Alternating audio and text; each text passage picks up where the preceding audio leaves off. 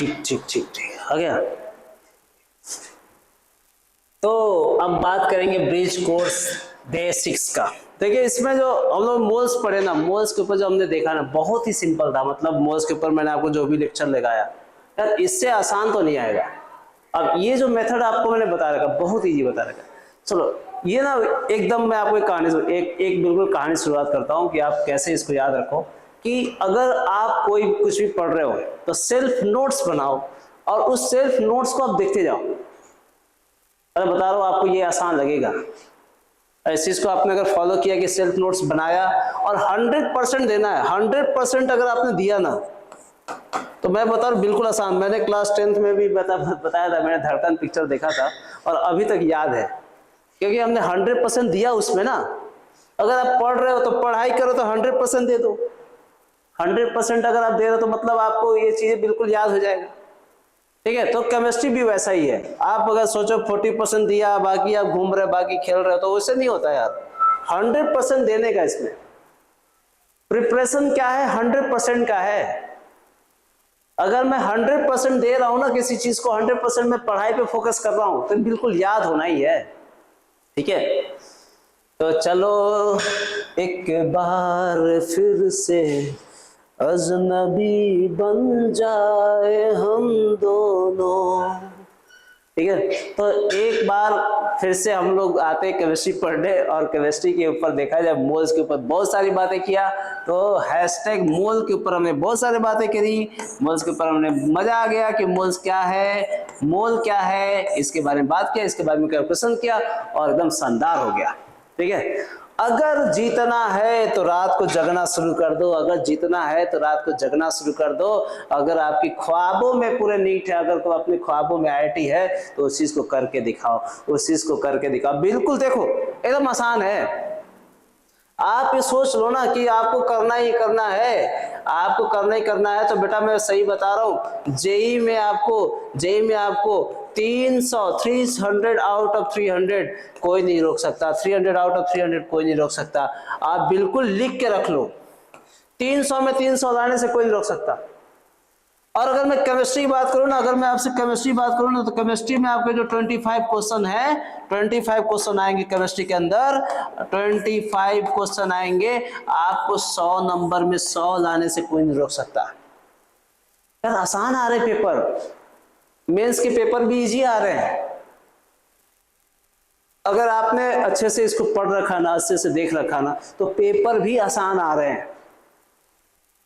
मैं प्रॉमिस करता हूं, अगर आपने पेपर देखा बहुत इजी है, इस चीज को आप बिल्कुल देख ले। ठीक है, चलो मैं आज का लेक्चर शुरू करता हूं मोल्स के अगले टॉपिक के ऊपर, जो मोल्स के ऊपर बहुत सारी बातें को करने को था, तो उस चीज को आप पढ़ने वाले। ठीक है, लॉ ऑफ कंजर्वेशन पढ़ेंगे आज का पढ़ेंगे law of conservation of mass. चलिए नेक्स्ट अपन शुरू किया जाए। Here we start law of conservation of mass, hashtag OP sir और hashtag law of conservation of mass. As we know that law of conservation of mass, as we know that the energy can neither be created nor destroyed, it can only transfer into one form to another form. We know that very well. Conservation law है, conservation of mass, as also we can say the conservation of mass and energy. Law of conservation of energy also, the mass. So the rule says that according to this rule, the total mass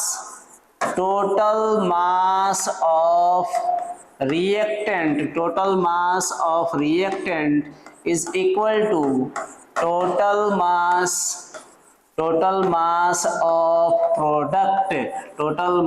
of product। ठीक है, तो क्या आ जाएगा, total mass of reactant बराबर total mass of product. ठीक है भाई, तो ये आ गई तुम्हारे पास। एक छोटा सा याद रखना, ये याद रखना है छोटा सा, कि जो टोटल मास ऑफ रिएक्टेंट है ना, वो टोटल मास किसके है, प्रोडक्ट के है।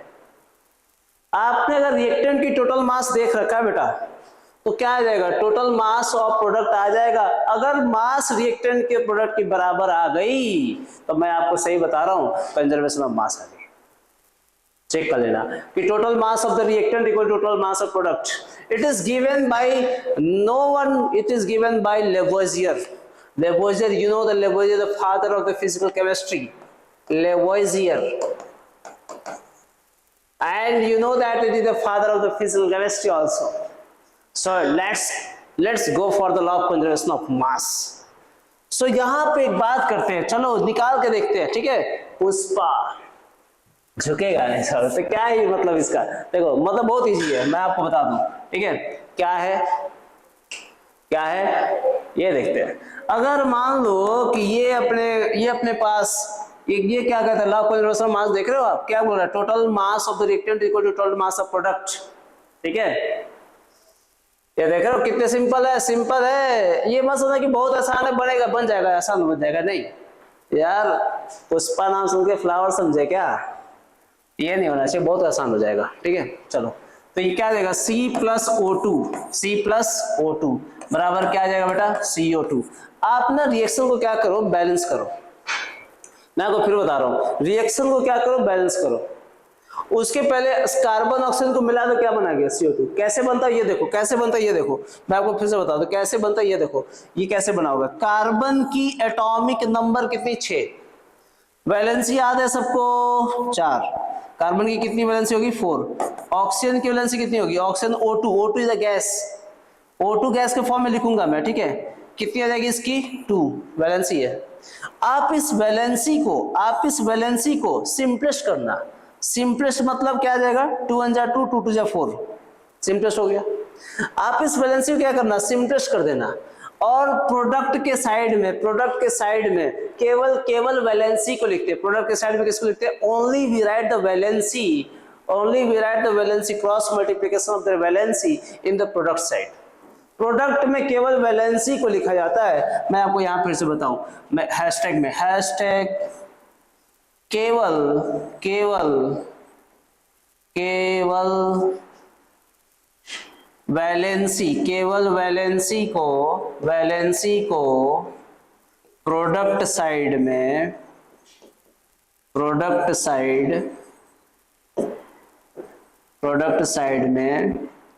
लिखते हैं. प्रोडक्ट साइड में लिखते हैं.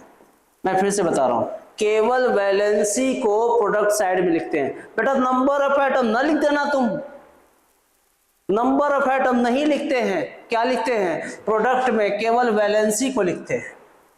याद रहेगा ऐसा. चलो ये कटाया, कैंसिल करें, क्यों, सिमिलर थे, सिंप्लीफाई हो सकता है तो कैंसिल कर देना. 2 और 4, 2 2 जा 2 1 जा 2, 2 2 जा 4, cross multiply. Now cross multiply. Carbon कितना, 1, C1 छिपा है. ऑक्सीजन कितना, 2, CO2 बन गया. ठीक है भाई बच्चों, आगे बात समझ में, देख लो ऐसा CO2 बन गया. ये मत सोचना कि मैं ये वाला उठा के यहाँ लिखे. कुछ बच्चे यही सोच रहे थे कि जो यहाँ 2 है वही उठा के यहाँ लिख दिया. अरे नहीं भाई, ये भी तो है 2. और फिर जब बाद में बैलेंस करने की बारी आई तो कार्बन एक एटम, तो कार्बन यहाँ भी एक एटम है कि नहीं. यहाँ कितना ऑक्सीजन है, 2 एटम. यहाँ कितना है, 2 एटम. अब इक्वल हुआ कि नहीं तुम बताओ. अब कितना आसान हो गया ये. अगर मैं कार्बन एक एटम है तो इधर भी तो एक एटम लिया हूं, और ऑक्सीजन 2 एटम है तो इधर भी तो 2 एटम है. तो LHS बराबर RHS हुआ कि नहीं एटम. LHS में जितने एटम थे और RHS में उतने एटम है. चलो और क्वेश्चन, और मैं थोड़ा बैलेंसिंग करके आपको दिखाते चलता हूँ. ठीक है बेटा, और देख लो. जैसे सपोज दैट, मान लीजिए H2 प्लस O2 ले ला. H2 प्लस O2 देखो क्या बन जाएगा, क्या बनेगा. तो मान लीजिए अपने पास H2 है, तो हाइड्रोजन की कितनी एटॉमिक नंबर हो जाएगी, कितनी हो जाएगी, हाइड्रोजन की हो जाएगी 1. और ऑक्सीजन कितनी हो जाएगी, ऑक्सीजन की हो जाएगी 2 वैलेंसी. आप इस वैलेंसी को क्या करना बेटा, क्रॉस मल्टीप्लाई करना. जो है वैलेंसी वो होगा प्रोडक्ट में, फिर आपको प्रोडक्ट के बनाने की मतलब भी बता देगा. जो है वैलेंसी रिएक्टेंट का वही होगा प्रोडक्ट में. जो रिएक्टेंट की वैलेंसी होगी वो कहाँ जाएगी, प्रोडक्ट में. H की वैल्यू कितनी हो गई, H की वैल्यू हो गई 2. ऑक्सीजन की वैल्यू कितनी हो गई, ऑक्सीजन की वैल्यू होगी 1. तो क्या बन गया H2O। अब तो तुम नहीं सोच रहे हो ना कि 2 लिखा था 2 क्यों लिखे। भाई हमने कब बोला कि 2 लिखूंगा, मैंने आपको यही बोला कि मैं सिर्फ वैलेंसी को लिखूंगा, आपने एटम समझ लिया। तो अगर ये 1 है तो यहां जाएगा और O बना देगा। अब बैलेंस करना कितनी हो जाएगी बेटा, H कितना है 2, तो यहाँ कितना है 2, बिल्कुल सही। O कितना है 2, तो इधर कितना है 1, तो आगे 2 लगा दो, हो गया। ऑक्सीजन कितना हो गया, ऑक्सीजन 2 हो गए। हाइड्रोजन कितना हो गया 4, तो 4 है तो इसके आगे 2 ही है ना, तो आगे लगाऊंगा 2 कि नहीं, तो इसके आगे 2 लगाते क्या हो गया बेटा, बैलेंस हो गया। समझ में आई। चलो एक और सवाल देखें, एक और देखते हैं। नाइट्रोजन N2 है प्लस क्या है, हाइड्रोजन है। मैं ये क्यों बता रहा हूं, मैं पढ़ा रहा था लॉ ऑफ कंजर्वेशन ऑफ मास, ये इसलिए बता रहा हूं कि अगर आप बैलेंस नहीं कर पा रहे हो तो बिल्कुल नहीं आएगा, बैलेंस करना पड़ेगा आपको, बिना बैलेंस के नहीं आने वाला। ये बहुत इजी है लेकिन थोड़ा तो समझना होगा। N2 बताओ, नाइट्रोजन की वैलेंसी कितनी होगी बेटा 3, हाइड्रोजन की वैलेंसी कितनी हो गई 1, ठीक है बेटा, बिल्कुल आसान है, देख लो। इसकी क्रॉस मल्टी 3, इसका कितना 1। Now the cross multiply of the valency, तो क्रॉस मल्टीप्लाई वैलेंसी करो कितना आएगा, N आएगा, H कितना आएगा 3 आएगा, तो क्या बन गया NH3 बन गया। अब देख लो आप क्या बातें समझ में आ रही है, देख लो। तो कितना आ गया, ये आ गया कितना 3, बैलेंस कर लो, 2 एटम इधर, 1 एटम इसके आगे 2 लगा दिया, देख रहे हो 2 लग गया। 2 2 3 या 6, तो यहाँ कितना आ गया 3, देख रहे हो कितना सिंपल है।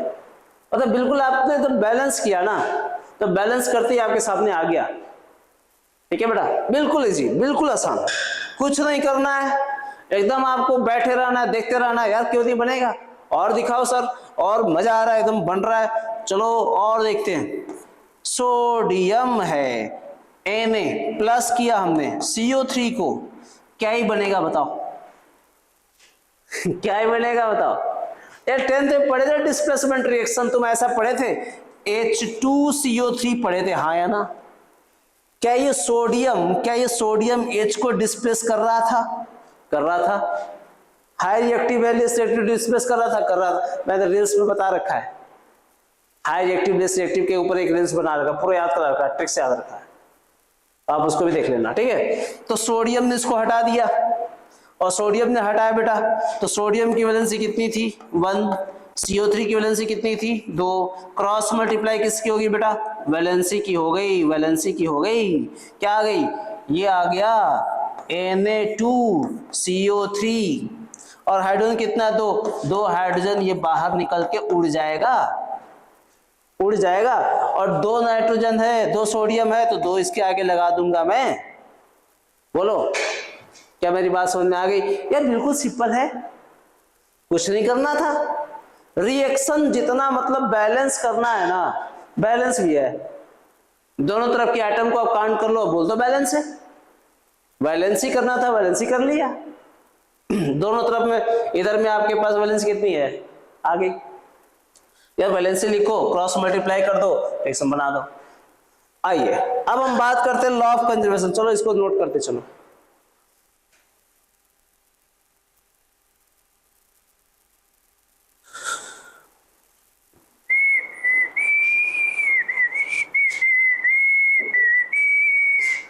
हो गया, चले। तो ये बातें हो गई आपके पास, बिल्कुल शानदार है, बिल्कुल आसान है, एकदम इजी होगा बिल्कुल। आप देखो कितना आसान है, ठीक है। चलो अब आते हैं हम पॉइंट पे, लॉ ऑफ कंजर्वेशन के ऊपर चलते हैं। भाई ये कहना क्या चाह रहे थे, नियम क्या कह रहे थे, कि ये कह रहा था कि टोटल नंबर ऑफ मोल्स, या टोटल मास का भी बोल रहा था, टोटल नंबर ऑफ मोल्स भी बोल रहा था। तो मैं पहले मास की बात करूं, total mass of reactant R is equal to total mass of product. भाई ये बात हो गई। चलो अब देख लेते एग्जाम्पल। एग्जाम्पल कैसा एग्जाम्पल आएगा, C+O2 बराबर CO2। तुम समझे थे कि भैया ये आसान था, लॉ ऑफ कंजर्वेशन ऑफ मास आसान हो गया एकदम। आपको ना बैलेंस करना भी सिखाया मैं, आपको बैलेंस करना भी सिखा दिया ये सब। CO2 किधर गया, पकड़ो जरा CO2 किधर गया, ये देखो, देख रहे हो देख रहे हो देख रहे हो देख रहे हो CO2 का आ गया, ऐसे आ गया ये CO2, C+O2 बराबर CO2, ये बैलेंस किया हमने। तो ये वाला बात कर रहे हैं, इसकी बातें कर रहे हैं, इसकी बातें कर रहे हैं। उठाओ इधर लेके आओ, ठीक है, आसान हो जाएगा, एकदम आसान हो जाएगा भाई। कार्बन की एटॉमिक मास कितना, 12 ग्राम। ऑक्सीजन कितना हो जाएगा, 32 ग्राम। तो अब इधर कितना जोड़ दो ना यार, कार्बन कितनी होगी, कार्बन कितनी होगी, 12 + 16 × 2, मतलब ये कितना आ गया, 16 3 32 32 12 44, 32 12 44, 414 नहीं, वह पेन के चलते हो रहा है, हमने लिखा था गलती से, 44 ग्राम हो गया, ये आ गई। तो आपके पास क्या बेटा आ गया, ये आ गया, कार्बन 12 ग्राम, ऑक्सीजन 32 ग्राम में 44। अगर तुम ऐड करो ना, रिएक्टेंट की मास को तुम ऐड करोगे ना, तो प्रोडक्ट के मास के बराबर आएगा, मैं आपको बता रहा हूँ यार। आ गया ना, तुम देख लो यार कितनी आसान है, देख लो ना कितनी आसान है। क्या तुम मास, रिएक्टेंट की मास को ऐड किए तो प्रोडक्ट के मास के बराबर आया कि नहीं, यस और नो, यस और नो, आया, बिल्कुल आसान है, ठीक है, एकदम आ जाएगा। तो टोटल मास रिएक्टेंट की जो होती है, टोटल मास प्रोडक्ट, मैं कोई एक और एग्जांपल लेके आपको समझा रहा हूँ। N2 + S2 अभी हमने बनाया था बेटा, NH3, मैं इसको करूंगा बैलेंस, 2 लगा दूंगा या 3 लगा दूंगा। नाइट्रोजन कितना ग्राम का होता है बताओ, एक नाइट्रोजन कितने ग्राम का, 14 ग्राम का। तो 2 कितने ग्राम का, 28 ग्राम का। कितने ग्राम का, 28 ग्राम का। एक हाइड्रोजन कितने ग्राम का, 1 ग्राम का। तो 3 2 कितने हो गए, 6 ग्राम हो गए। तो ये कितना आ गया, ये आ गया 2 × नाइट्रोजन कितना हो गया बेटा, 14 प्लस हाइड्रोजन कितना, 1 × 3, 2 × ये कितना होगा, 14 + 3 कितना हुआ, 17, कितना हुआ, 34 ग्राम। क्या मेरी बात आ रही समझ में, 34 ग्राम। तो इन दोनों को ऐड किया ना आप, 28 और 6 ग्राम को ऐड किया, कितना आ गया, 34 ग्राम आ गया। तो रिएक्टेंट की मास, रिएक्टेंट के जो मास थे, इनको सम किया तो प्रोडक्ट के मास के बराबर आ गया। यही है लॉ ऑफ कंजर्वेशन ऑफ मास। बात क्लियर हो गई, सबको समझ में आ गई लॉ ऑफ कंजर्वेशन ऑफ मास क्या है। एकदम आसान है, आप देख लो, एकदम आसान है। आप लॉ ऑफ कंजर्वेशन ऑफ मास लगा रहे हो, बिल्कुल है, कुछ नहीं, कोई दिक्कत नहीं है, आप इस चीज को बिल्कुल आप देख लो, ठीक है बेटा। चलो आगे देखें, नेक्स्ट है कि यार क्वेश्चन कैसे आएगा, क्वेश्चन कैसे आएगा। तो ऐसा आएगा, एक क्वेश्चन आसान तरीके से इधर देखा जाए, बिल्कुल ठीक है, एक बिल्कुल आसान तरीके देखा जाए, इधर कितना आसान तरीके, वो बिल्कुल आसान हो जाएगा, एकदम आसान हो जाएगा। देख लो, सपोज दैट, मैंने पिछला एग्जांपल को रिपीट करने की कोशिश कर रहा हूं, देख लो आप, C+O2 दिया था, आप मान ली आपने बनाया बेटा CO2, गिवन मास मालूम चल गया कि ये होगा 44 ग्राम का, ये हो गया 32 ग्राम का, ये हो गया 12 ग्राम का। अगर मैं आपसे बोलूं कि CO2 88 ग्राम बनाना है तो कितने ग्राम कार्बन देंगे, बोलो। 12 रुपए में 44 को आम मिलेगा, तो 88 मैंगो के लिए कितना रुपीस खर्च करना पड़ेगा, ठीक है।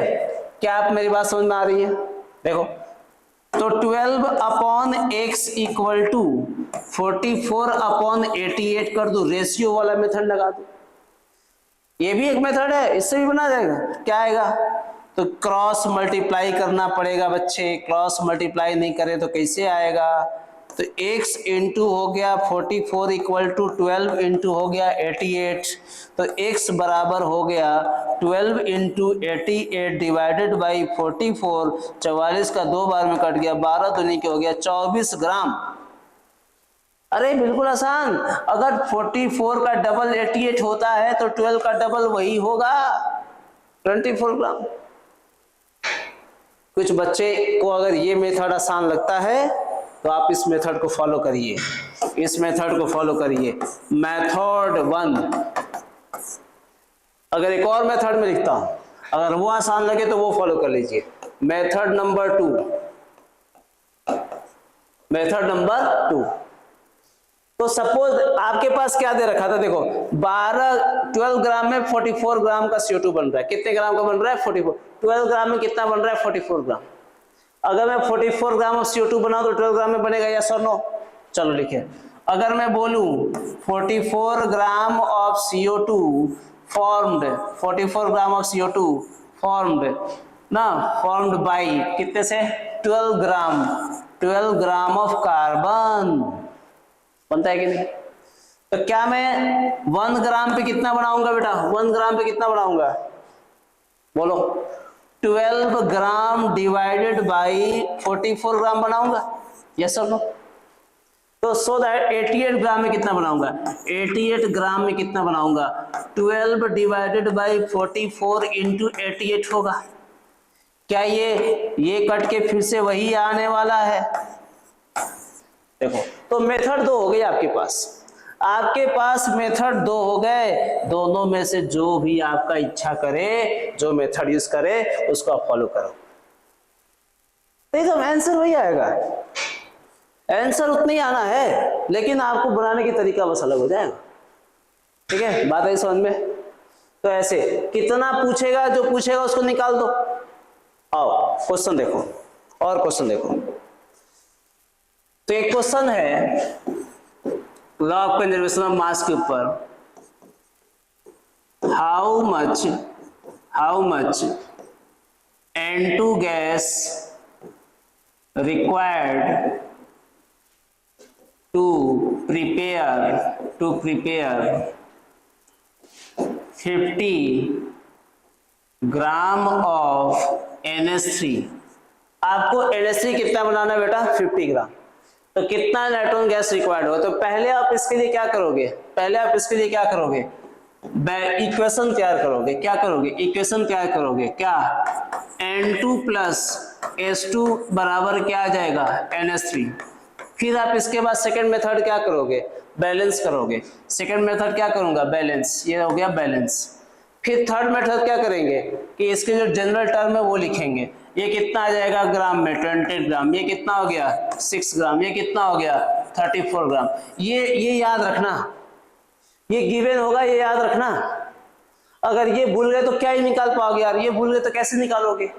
पॉसिबल ही नहीं है। अगर आपके ये गड़बड़ हो गया, बहुत सारे बच्चे गड़बड़ करते, ये नहीं लिखते। अगर ये नहीं लिखा तो फिर कैसे बनाओगे? पॉसिबल है? अब मैं कह रहा हूं कि 50 ग्राम अमोनिया बनाने के लिए कितना ग्राम देना पड़ेगा? तो 2 मेथड यूज कर लो। मेथड नंबर 1 यूज कर लो, यूनिटरी रेशियो प्रोपोर्शन मेथड है। 28 gram divided by x equal to 34 gram divided by 50 gram. 50 gram मतलब 50 gram. Now we take the cross multiplication. What will we get? We get x into 34 gram is equal to 50 into 28 gram. 50 will be gram, 28 will be gram. So x, what will be the value of x?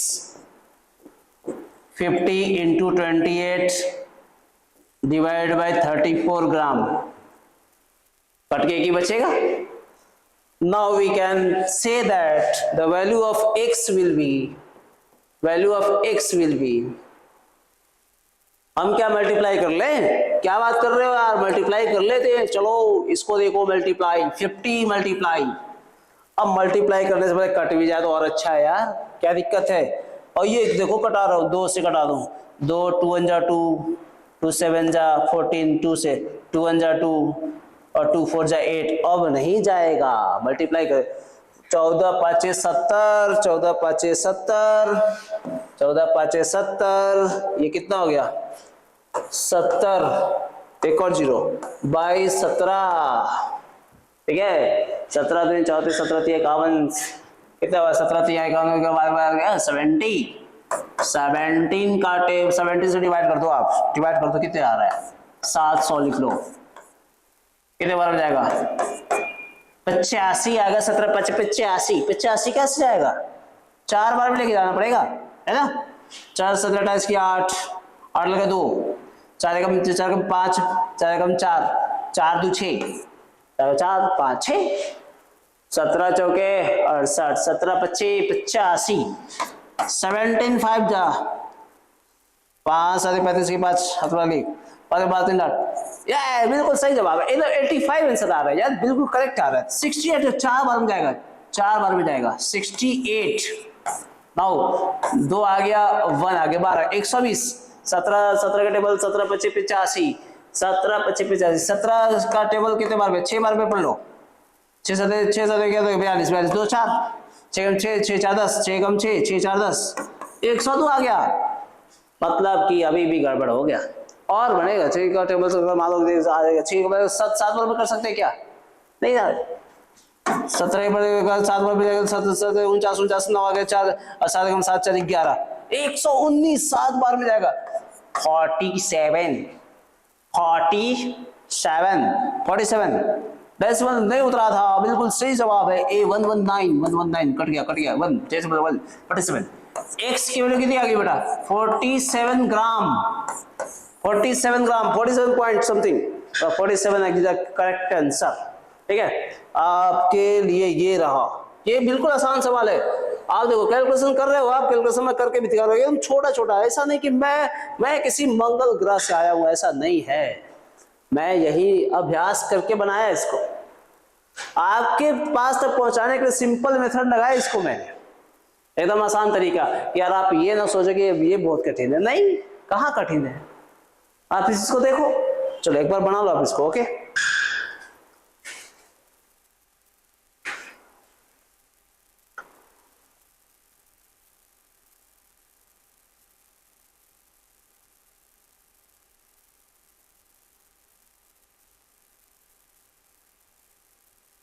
क्या मेरी बातें सबको समझ में आ गई? Conservation of मास की बात है, बिल्कुल आसान है। अगर आप चाहो तो इसको आप देख सकते हो, बिल्कुल आसान है। चलो नेक्स्ट बात करें। नेक्स्ट क्वेश्चन ये रहा आपके स्क्रीन पे, कैलकुलेट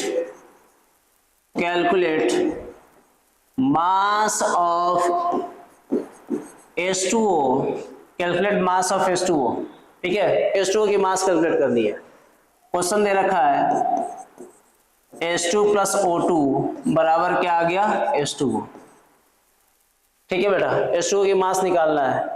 क्वेश्चन में मैं बनाकर क्वेश्चन में दिखा दे रहा हूँ, इस बार मैं आपको इक्वेशन भी दे रहा हूँ। ठीक है बेटा, इक्वेशन भी दे रहा हूँ। आप ये सोचो कि इक्वेशन सब तो दे ही नहीं रखा, कैसे बनाऊंगा मैं इसको, आपने बिल्कुल ना सोचो। ये कितना ग्राम होगा बोल दो आप, कितने ग्राम होगा 4 ग्राम, ये कितना होगा 32 ग्राम, ये कितना आएगा 36 ग्राम। मैं कह रहा हूं अगर आपके पास ये 16 ग्राम दे रखा है तो ये कितना बनेगा, यही क्वेश्चन है, यही क्वेश्चन है, कितना आएगा बताओ। तो सॉल्यूशन कैसे होगा, 4/16 इक्वल टू 36/x आया ना, बनेगा कि नहीं देख लो, बन जाएगा। बिल्कुल आसान है, बिल्कुल आसान है। 4 कितना आ जाएगा, cross multiply, can we go through the cross multiply? Yes, x into 4 equal to कितना आ गया 16 into 36, then x equal to how much 16 into 36 divide by 4 and we can say that 4 कितने बार में जाएगा बच्चों 4 9 36, 16 इंटू 4, अरे भाई 16 इंटू 4 करना है। x की वैल्यू कितना आ गया बेटा 16 इंटू 9 6 जा 54 4 5 9 एकम 9 और 9 5 कितना 14, 144 ग्राम आंसर आ जाएगा इसका। क्या बोलते पब्लिक, आई के नहीं आंसर? ठीक है, तो आप बिल्कुल इसके जवाब तक आ गए, इसके सवाल तक आ गए। बिल्कुल ये चीजें आसान हो जाएगी, ये चीजें बिल्कुल इजी हो जाएगी, आप इसको देखते रहिए। तो मैं आपको इसके आगे और बताने वाला हूँ बहुत के ऊपर पूरा डिटेल, कि आपको ना क्वेश्चन कहीं से फंसे ना, आपको क्वेश्चन बनाने में बहुत आसान हो जाए, आप क्वेश्चन बिल्कुल इजीली बना सकते हो। ठीक है, तो आप बिल्कुल बना सकते हो। जय स्वराज, जय हिंद, जय भारत।